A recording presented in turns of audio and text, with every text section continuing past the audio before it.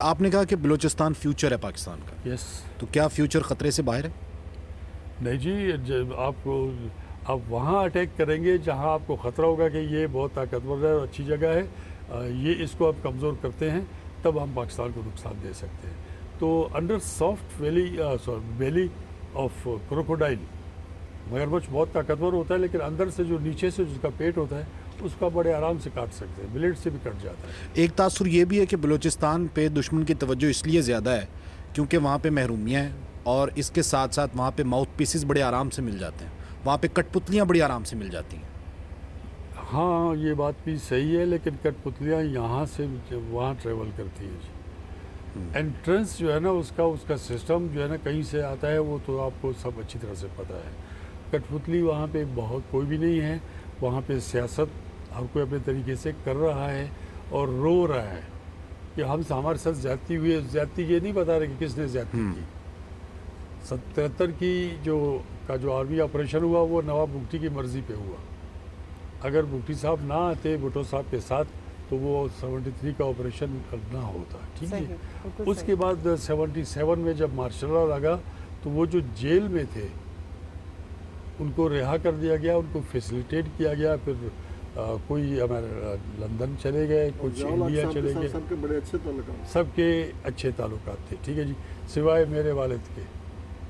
समझिए नहीं जी? सही। सिवाय मेरे वालिद के। मेरे वालिद 7 साल के लिए डिस्क्वालीफाई किए गए जी करप्शन चार्जेस पे। आप आ जाए, मैं उनकी करप्शन आपको दिखाता हूँ, ठीक है जी। तो ये किस्सा ये कि ऐसा नहीं है, कठपुतलियाँ कहीं से होती हैं, कोई ना कोई कनेक्टर होता है जो कनेक्ट करता है, तो वहाँ पे है। वहाँ उनको एक इशू है जो अभी तक चल रहा है। पब्लिक को अगर ये इरिटेट करते, मेरे से बड़े अच्छे बड़े लोगों के साथ ताल्लुकात हैं, वो कहते हैं जी हम जब भी आवाम से मिले हैं तो आवाम तो बहुत प्यारी है बलूचिस्तान की। हम अपनी पोस्टिंग में वहाँ जाते थे, तो मैंने कहा आपने उस आवाम के लिए कुछ नहीं किया, आपने उनके बड़ों के लिए बहुत कुछ कर दिया। अगर उस आवाम के लिए कुछ देते तो बहुत आसान था। मैंने तभी कहा मुश्किल भी बहुत ज़्यादा हो गया। प्रॉब्लम आवाम को है, प्रॉब्लम आवाम को है, और जो बड़े लोग हैं उनको तो प्रॉब्लम कोई है भी नहीं। उनके ताल्लुकात यहाँ पे हैं, लाहौर में, बिल्कुल सही है, कराची में, तो जाहिर है हर जगह। सही हो गया, ठीक है। डिस्कशन को आगे बढ़ाते हैं। नवाब साहब हमारे साथ मौजूद है, ग्लोबल टाइम पाकिस्तान से अजीम आलम खान साहब।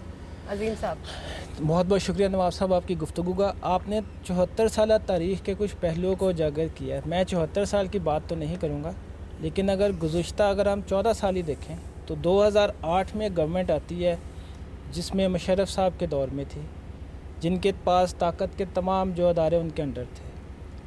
65 मेंबर्स होते हैं, जिसमें से 64 जो है वो वज़ीर होते हैं, और जो 65वां मेंबर होता है वो उसके इख्तलाफात होते हैं, इसलिए वो मुल्क से बाहर होता है। शायद वो मुल्क में होता तो वो भी शायद वज़ीर होता।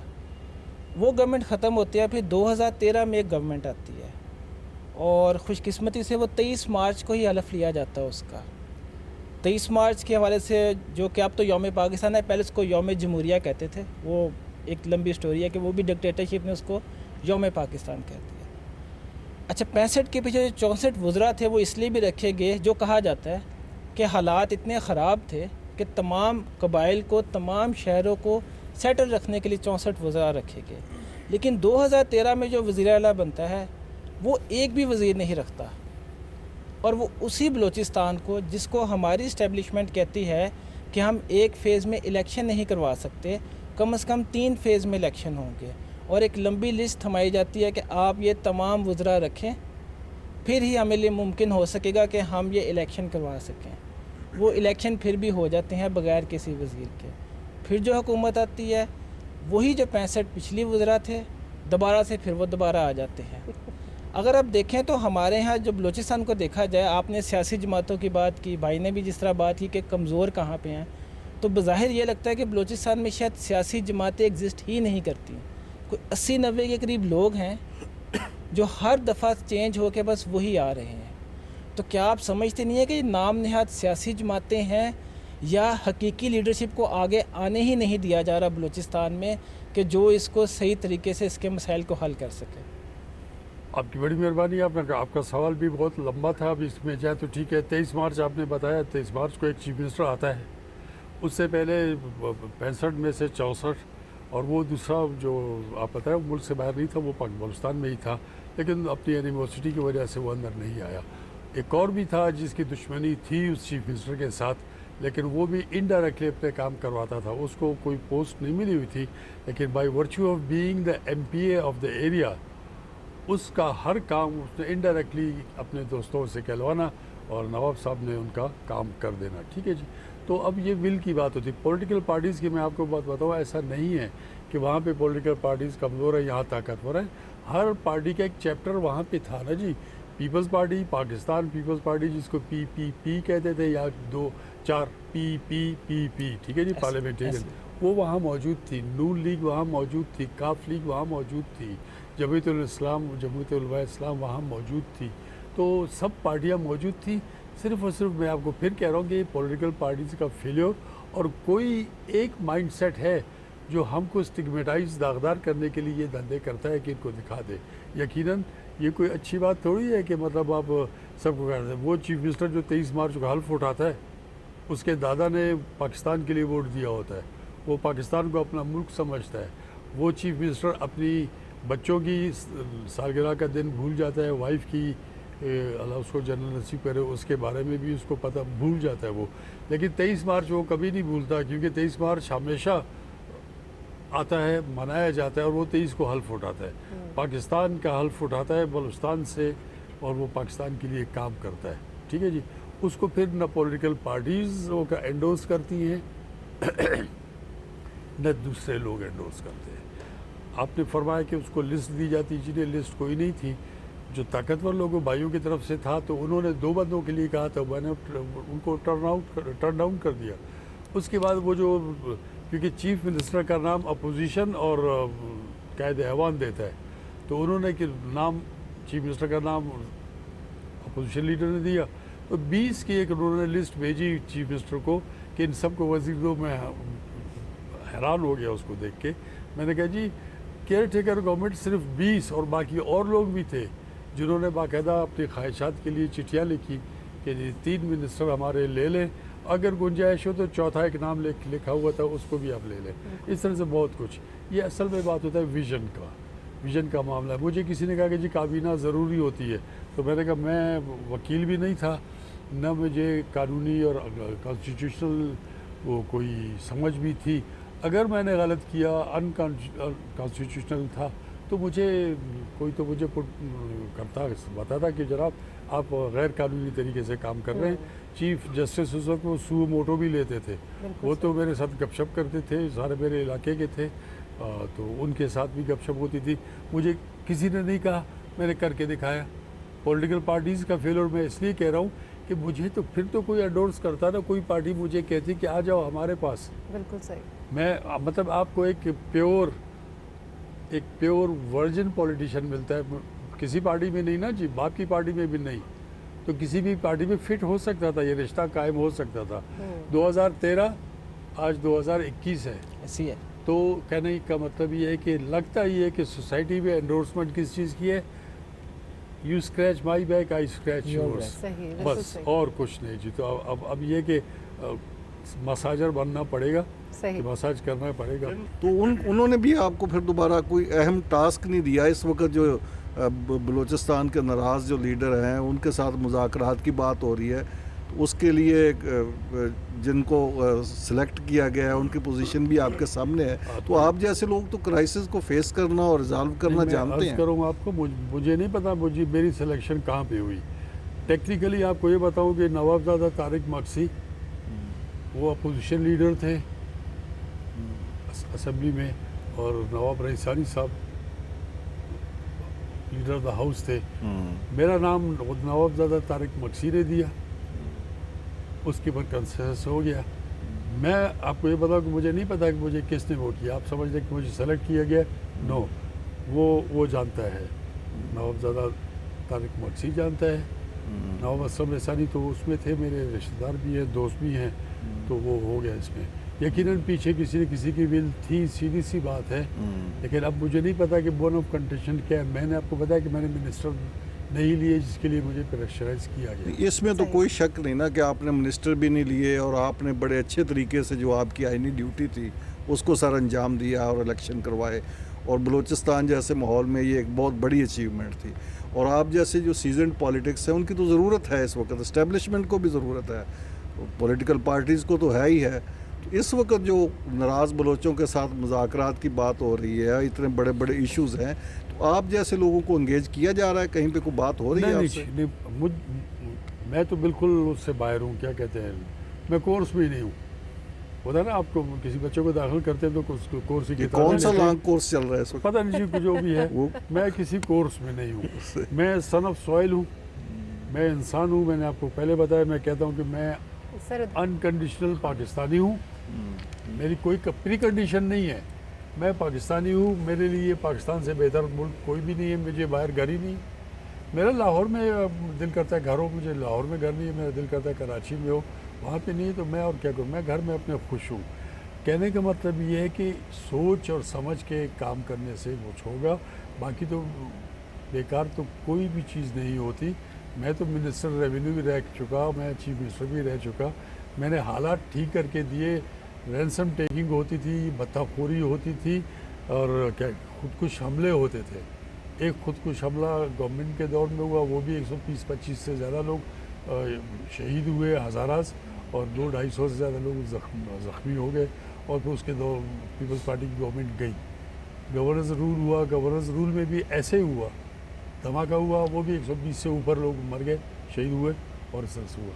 तो अब प्लेसमेंट काम उसका होता है। इसके बाद पॉलिटिकल मेरा रोल था, मैंने पॉलिटिकली रोल करके दिखाया। अगर किसी ने मुझे चूज़ किया तो भी ठीक, लेकिन पॉलिटिकल पार्टीज़ पीछे हट गई। वो उन्होंने ख्वाहिश जाहिर नहीं की कि भाई या मेरी मार्केटिंग सही नहीं थी, या मेरी मार्केटिंग सही नहीं थी, वरना मैं तो किसी भी पार्टी में जा सकता था। बिल्कुल सही। मैं किसी भी पार्टी में, कोई भी मुझे देखे ना, बात है शादी की, तो आपको रिश्ता लेना है, बस बात ख़त्म, एज ओवर हो गई है, तो फिर कोई नहीं होता कि बीवी ऐसी चाहिए, बस बीवी चाहिए जो खिदमत भी करे वो कर ले। तो मैं किसी भी पार्टी में जा सकता था। तो पॉलिटिकल पार्टीज़ ने जो है ना, उनका रोल ज़्यादा ख़राब है मेरे हिसाब में।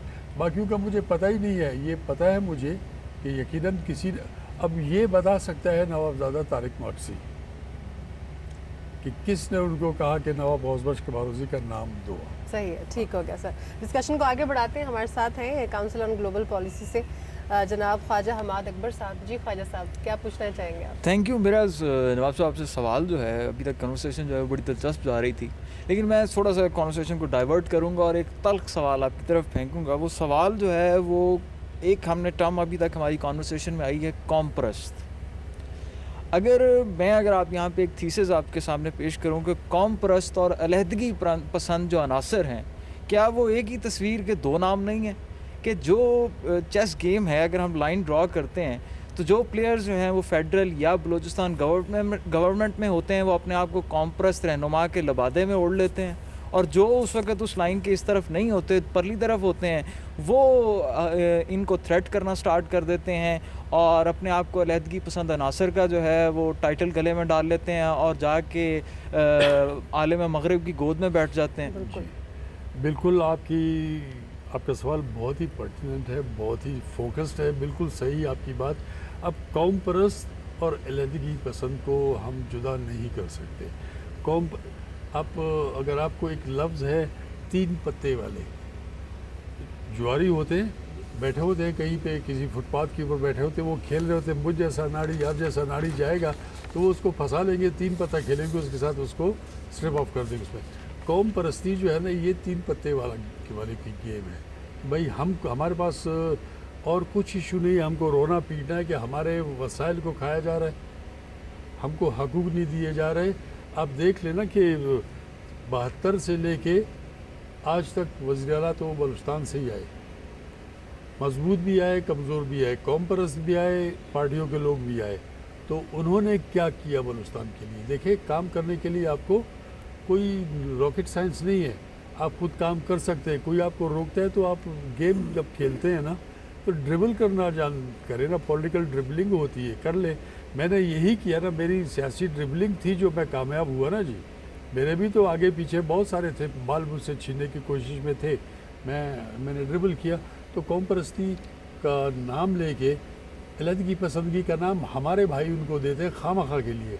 वो अलहदगी नहीं कर सकते। अगर अलहदा होना होता तो कब तक का ये ना अलहदा हो चुके होते। बलूचिस्तान को तो उनके कॉम्परस जो बड़े बड़े लीडर्स थे उन्होंने कहा, सरदार अताउल्लाह को अल्लाह जन्नत नसीब करे, उन्होंने कहा था कि हम आज़ाद बलूचिस्तान नहीं रह सकता। ये देख लो, ऐसा ना हो कि हम आसमान से गिरे खजूर में अटके, पाकिस्तान में ही हम अपना माहौल बराबर कर लें। जब मेरे वालिद चीफ मिनिस्टर थे तो लोग आते थे, कॉम्परस लोग भी आते तो मेरे वालिद को कहते थे ठीक है, अगर आपके ख्याल में ये कौम हमारा वो कर रही है, क्या कहते हैं, इस्तेहसाल कर रही है, तो पढ़ लो, उनके बराबर आ जाओ, उसके बाद तुम उन पोस्टों पे आ जाओ, फिर तुम उनका इस्तेहसाल करो। बात इस हद तक जाती है। बिल्कुल ये चूरन है उन्होंने बना दिया है अलहदगी पसंद का। फिर अलहदगी पसंदगी में आप देख लीजिए कि 48 में जो इंसर्जेंसी हुई वो कुछ और तरह की थी, और अब जो हो रही है कुछ और तरह की है।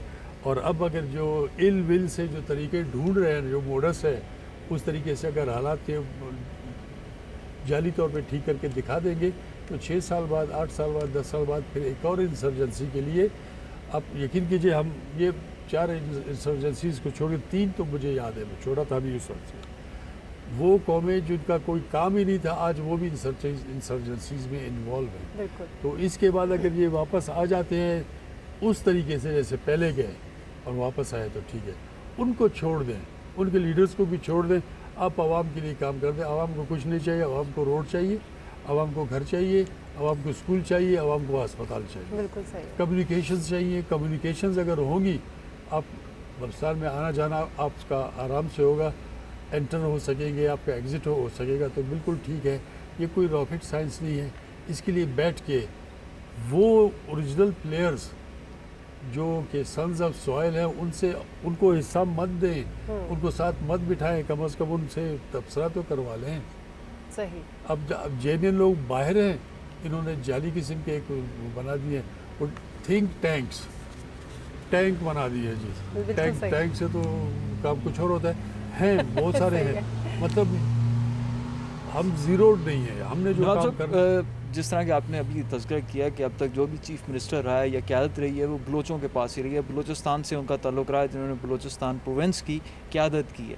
और अगर हम ज़्यादा पीछे नहीं जाते, लेकिन रीसेंट पास्ट के अंदर जब 18वीं तरमीम आई है, 18वीं तरमीम के बाद तो फ़ंड्स और जो इख्तियारात हैं वो कुल्ली तौर पर सूबे को मुंतकिल हो चुके हैं। लेकिन उसके बावजूद हम अगर आवाम में बलोची आवाम के साथ, हम बलूचिस्तान के आवाम के साथ इंटरेक्ट करते हैं तो वो एक एलिगेशन लगाते हैं कि पंजाब खा गया। इस एलिगेशन की हकीकत क्या है कि पैसे तो सारे बलोचों के, वो जो उस वक्त तो पार्लियामेंट के अंदर जो आपने लीडर्स चुने हुए हैं, MPs, उनके पास हैं, हम किस तरह खा गए, या पाकिस्तान के जो दूसरे हिस्से हैं वो किस तरह खा सकते हैं? ये आप सोचें, पंजाब सोचे, पंजाब ये शिकवा में सिंध की तरफ से भी उन लीडर से वो तो आपस में मिल जाते हैं, साझा है ना जी, आपने हमने मिल के एक कोरस करना है। तो ये फिर पंजाब सोचे कि पंजाब की दोस्ती जो है ना कौम परस्त लीडरों के साथ बहुत ज़्यादा है। मैं पश्तून हूँ, मेरा वालिद चीफ मिनिस्टर रहा 2 बार, 1 बार मैं भी रहा, तो हम बिल्कुल वखरे और तरह के। आप काम देख लीजिए, किसी आपको आइडिया नहीं होगा, आप किसी से पूछ के देख लीजिए। हमने इंसानियत वाली बात की हर एक के साथ। मेरे वालिद ने ही तो कहा, जब लोग आते थे कॉम्परस पार्टी वाले स्टूडेंट्स आते थे, यही बात करते थे, तो बाबा उनको हंस के कहते थे, अभी मैंने पहले कहा आपके, कि भाई आप उनके बराबर आ जाओ, आप पढ़ो, उनका मुकाबला करो, आसानियाँ मत ढूंढो, बिल्कुल सही, और पोस्ट पे ऊपर आ जाओ, उसके बाद तुम उनका इस्तेसाल कर लेना, अल्लाह अल्लाह खैर सल्ला, ठीक है जी। तो पंजाब का इसमें कसूर नहीं है, पंजाबी आवाम बेचारे हमसे ज़्यादा पसमानदा हैं, हमसे ज़्यादा जो है ना दबे हुए हैं। ऐसा ही है, लेकिन बलूचिस्तान के जितने लीडर्स जो है ना वो करते हैं, एडवर्स बातें करते हैं, वो सारे के सारे पंजाब के, या मतलब जो भी बड़ी पार्टी है उन सब के वो राज दुलारे हैं जी, उनके दिल के साथ हैं, सीने के साथ लगे हुए हैं। मैं नाम नहीं लूँगा, मैं पश्तून हूँ, वो पश्तून लीडर मेरा दोस्त भी है, मेरे उस पर एहसानात भी सॉरी, तो वो भी मेरे साथ वफा नहीं कर सका, वरना तो कॉम्परस था ना, मैं भी पश्तून था, वो भी पश्तून था, और ये एजाज़ मेरे ख़ानदान को ही है। कोई और पश्तून चीफ मिनिस्टर नहीं बन सकता बलूचिस्तान का, ये मेरे ख़ानदान का एक वो है, नाम है, रिस्पेक्ट है, जो सिंध से लेके अफगानिस्तान तक चलती है। अच्छा नवाब साहब, ये अगला जो मेरा सवाल जो है वो आपसे ये है कि इस वक्त जो बलूचिस्तान के अंदर जो गवर्नमेंट का स्ट्रक्चर है, उसकी पर्टिनेंट या प्राइमरी ड्राइविंग फोर्स है क्या? पैसा पैसा अच्छा कैसे कमाना है वो बैठे हुए हैं, क्या कहते हैं, सिखाने वाले बैठे हुए, मास्टर ट्रेनर्स बैठे हुए हैं कि किस तरह से करना है। फिर हर एक का ईमान है, ईमान का लेवल है ना जी। आपकी इधर टैंकी फुल मास्टर ट्रेनर्स का सिनोनिम क्या होगा? नहीं जी, नहीं, ये जो ब्यूरोक्रेसी है ना जी, खलाई मखलूक को भी उन्होंने ही बुलाया, उन्होंने ही सिखाया है। ये जो हमारे आते हैं ना जी, मुकाबले का इम्तिहान दे के पास करके जब आते हैं ना, ये 60 साल तक जो है ना सुपर एनुएशन तक ये जाते नहीं हैं, और रिटायर होने के बाद फिर दोबारा इनको लगाया भी जाता है। मैं आपको एक छोटा सा किस्सा बताऊं। मेरे वालिद जब चीफ मिनिस्टर बने, स्पीकर थे उससे पहले, तो हमारे कबीले का एक जवान था, उसके भाई को स्लॉटर किया गया था। बाबा ने फैसला किया था उसका, तो भाई उसका डिरेंज हो गया था, उसको ड्राइवर लगाया बाबा ने। जब चीफ मिनिस्टर बने तब भी अपने साथ ही रखा उसको, स्पीकर के साथ ही थे।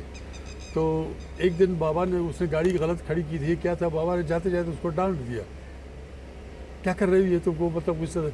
वो जब गए तो पता है वो मुझे क्या कहता, अल्लाह बख्शे उसको, वो मुझे कहने लगा कि देखो यार, गौस नवाब साहब को बादशाह आदमी है, इसका कच्चा नौकरी है, मेरा पक्का नौकरी है। Exactly. ये ड्राइवर की बात बता रहा हूँ आपको। बिल्कुल तो सही। और ये नवाब है, कल इलेक्शन दोबारा जीतेगा तो वजीर आला बनेगा ना, हम तो जो रिटायर होगा तब हमारी नौकरी खत्म होगी।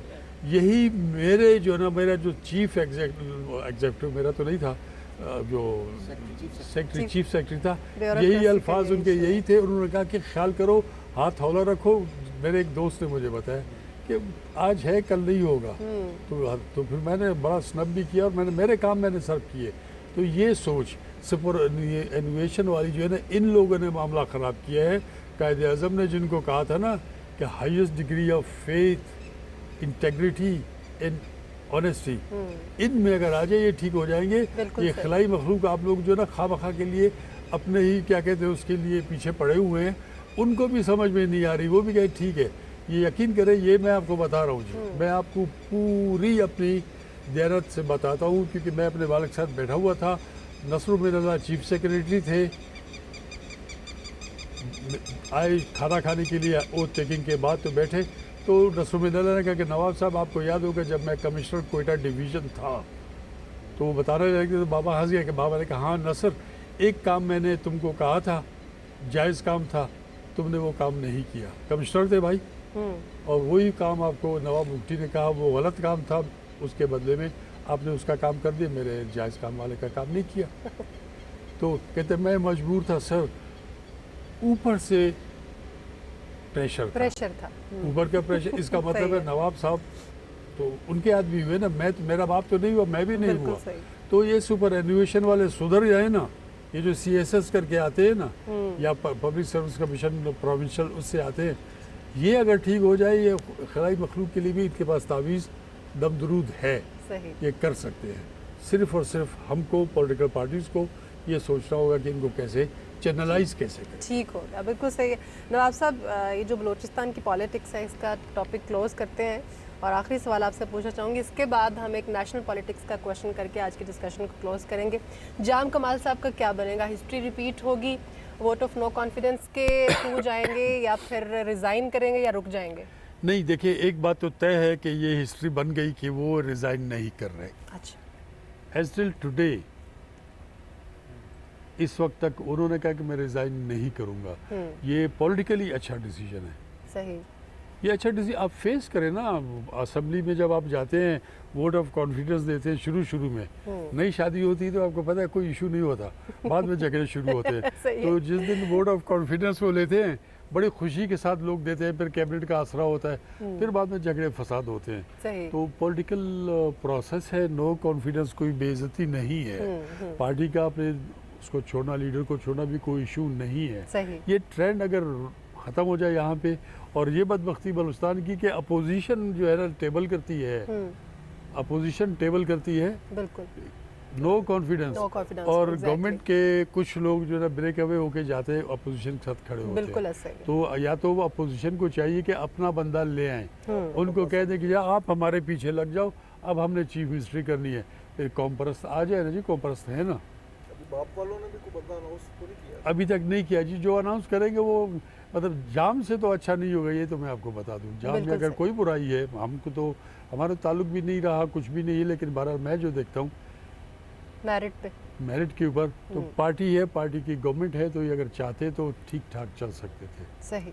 अब ज़ाती अनाज है, स्पीकर साहब को जहाज़ नहीं दिया है, अपना जाम साहब ने अपना जहाज़, जाम साहब स्पीकर साहब अब तक चीफ मिनिस्टर की 6 गाड़ियाँ इस्तेमाल कर रहे हैं पूल की, अगर उनसे मांगी जाती है तो ये छोटी छोटी फरोई बातें हैं इनकी। इस वजह से बलूचिस्तान, इनको नहीं पता कि इनकी वजह से जगह साई हमारी हो रही है। मैं तो कभी पसंद नहीं करूँगा कि कोई मुझ पे हंसे। सही। नवाब साहब, एक वन लाइनर बता दीजिए, सिचुएशन इस वक्त क्या है? टेन्योर पूरा कर लेगी बलूचिस्तान गवर्नमेंट अपना, या फिर चेंजेस आ रही हैं? मेरे ख्याल में जिस तरीके की सिलसिला चल रहा है, कल कुछ MPs नहीं पहुंच पाए तो उन्होंने कहा कि जी वो मिसिंग है। जी जी।